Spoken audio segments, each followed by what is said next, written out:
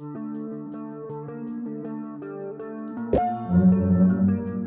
you, glad you could be here. DWG. Let's jump straight on into it today. It's going to be my first official game dev day. We're going to download and install Godot 4.0 beta. Now, I've been waiting for Godot 4.0 to fully release, but let's face it, Godot 4.0 beta is rock solid enough, at least for what I'm going to be doing. We're going to create a shortcut on my Windows box. I'm going to show you how to do that. We're also going to create a project folder. We're going to create a Godot 2D project. We're also going to get a character image. We're going to send a shout out to somebody on itch.io because they deserve it. We're also going to load in a character, and we're going to fix that image quietly. There ain't nothing quietly about me. Quality. We only do stuff with quality. Hold on, y'all. I got to fix this. Quality.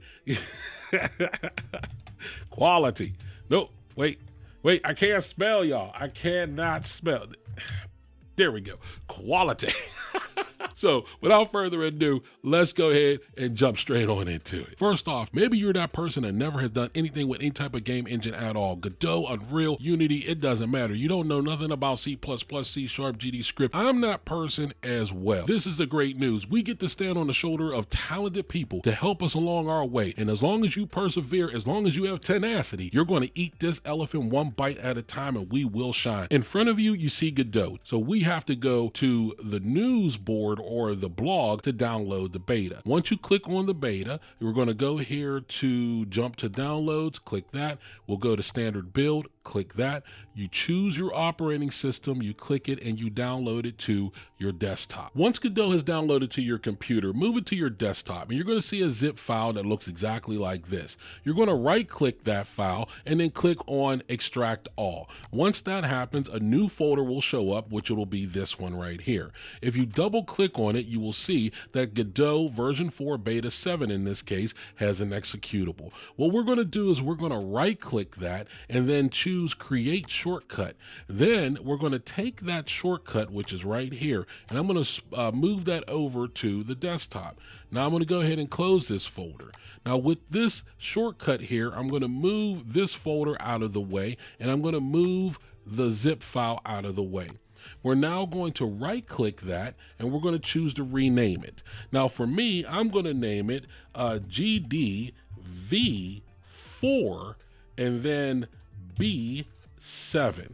That's going to be Godot version 4 beta 7. And there we have a nice shortcut made up for us. Let's go ahead and check the plan here. Oh, one correction. When I put on here that I was going to create a Godot 2D project, I meant to say that I was going to work in Godot 2D area. Creating a project is going to be something for another video. Now on my desktop, I created this folder right here. And this folder has been labeled GD Pro, and that means Godot Project. If I double click in there, you'll see that there's nothing inside of it. I'm going to move this off to the side for a moment because I want you to see something. And we're going to make this folder a little bit smaller. And I'm going to move this over. Now, this Godot shortcut, we're going to go ahead and click it to run Godot. Now on this folder here, or not folder, but this dialog box, I'm just going to go ahead and click the X and then choose New Project. From New Project, right here where it has New Game Project, I'm actually going to type in here Pro Warrior. And then I'm going to choose to browse, and from browse I'm going to go to my desktop and then choose GD Pro, hit select this folder. Now with that folder selected, you'll see that I've selected this folder right here that I have over to the left, and you notice that that folder is empty. I'm going to go ahead and click Create Folder where I had Pro Warrior. I'm going to create that folder inside of this folder. Let's go ahead and hit Create. And you will see that that folder just showed up here, Pro Warrior. Now, from here, I'm going to go ahead and choose to create the project or open up Godot fully. So go ahead and create and edit. I'm going to click that. Here we have Godot fully open. You have your asset library, your script editor here. We have the 3D view, and here is the 2D view. Now, when I was saying that I wanted to work in a 2D area like I have listed here, this is what I was talking about. Now, I'm going to minimize this a little bit and stretch this out because I want to show you some things on here. Now with this open, what I want to show you is if I click on this Pro Warrior folder, folder and open it up, this is the resource folder that you see right here. You see where it has resources, RES, and you see icon.svg. That's right here, icon.svg. This is that folder. Now, what I'm about to do right now is something that I'm kind of doing on my own from just watching other people do stuff and me coming up with my own kind of like understanding, all right? So I created a folder and I'm pulling it over here right now. You'll notice that it's pro_warrior, okay? Now that folder, now that I've pulled it into the resource folder, if I click on Godot, you're gonna see that Pro Warrior has shown up. Now, if I click on Pro Warrior and open it up, you'll notice that there's a folder called Assets. And in that folder, in the Assets folder, when I click it again, you'll notice that I also created another folder called Graphics. And just to show you over here to the left, if I double click that, there goes the Assets folder. If I double click that, there goes the Graphic folder. And if I double click that, you'll see that it's empty, and you'll notice that I can't open the Graphics folder over here because it's empty. Now, my line of thinking is that I'm starting to understand that there has to be a folder structure. What a proper folder structure is inside of Godot, I don't exactly know. I don't understand it fully. What I do understand so far is that for the most part, I believe that we want to keep the direct connection underneath resource clean as possible. So I created another folder called Pro Warrior. And if I was creating a game called Pro Warrior, then that's where I would start to put everything else in, like audio or code snippets or scenes.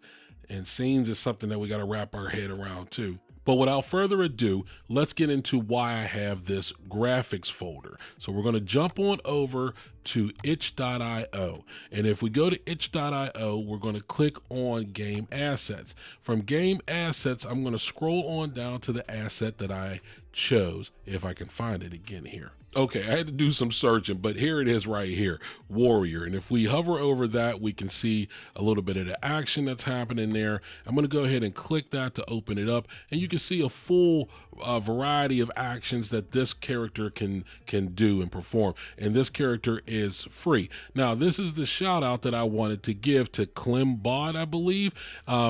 They say you don't have to do that, but I wanted to give that shout out because he or she provided this for free. They do have some other stuff that is for sale. Now, if you come to download something like this, what you'll end up seeing is you click on the download link and it'll say, hey, if you want to throw in a couple dollars, which I highly encourage you to do so, but you don't have to. Go ahead and click on the no thanks and you'll bring you here. You can download the Warrior or whatever it is that you pick to download from itch.io. Okay, I'm going to go ahead and minimize Godot. Now, once you download that, you're going to see a zip file. I have my zip file inside of this folder right here. If I open up the folder, there's a zip file. It's already been extracted. Now, if we open up this folder and go to individual sprites, you will see a list of different sprites you can look at. Let's look at the idle, and we're going to click that, and now I'm going to double click this to bring it up. And let me zoom in real quick. And this is what the character looks like right here. And it's kind of blurry and whatnot, but it's a female warrior character. Okay, so let's go ahead and back out of there. Now this folder right, or not folder, but this image right here of the warrior, this is the one that I'm going to choose to put into Godot. All right, so now I'm going to open up the Pro Warrior folder that I made and choose Assets and then choose Graphics. And I'm just going to go ahead and right click and copy that right on over into my Graphics folder. Now remember what I just said, that Graphics folder is already inside of Godot just like I showed you. And let me bring up Godot. Now here goes the Pro Warrior folder that I made. I'm going to open that up. Assets, I'm going to open that up. Graphics is now clickable, or I can open it. And I'm going to click it and I open it up and there is the warrior. Okay, so now I'm going to go ahead and make Godot full screen for you. Now what we're going to do next is I'm going to grab this warrior and put her right here. Now if you take your mouse button, the middle scroll wheel, and hold it down, right, you can move this around like that, okay? But if you take your mouse pointer and point it exactly where you want it to zoom into, you can scroll and it'll zoom right into that character. Okay, so now we have her on screen. Now, if you notice, she's all blurry and whatnot, right? Now, there's some sort of smoothing thing going on from what I've been hearing. Now, in Godot 3.5, there's this way dealing with a filter that you can make this look nice and crisp. But in Godot 4.0, it's done differently. So what I'm going to do, hopefully I do this right, I'm going to click, oh wait, I'm going to click the character, right? So I'm going to click the character, and you'll see over in the inspector that we have some options here. The option that we're looking for is texture, and underneath texture you'll see filter, and it says inherit. Now we're going to click inherit and then choose nearest. Now watch this. Bam.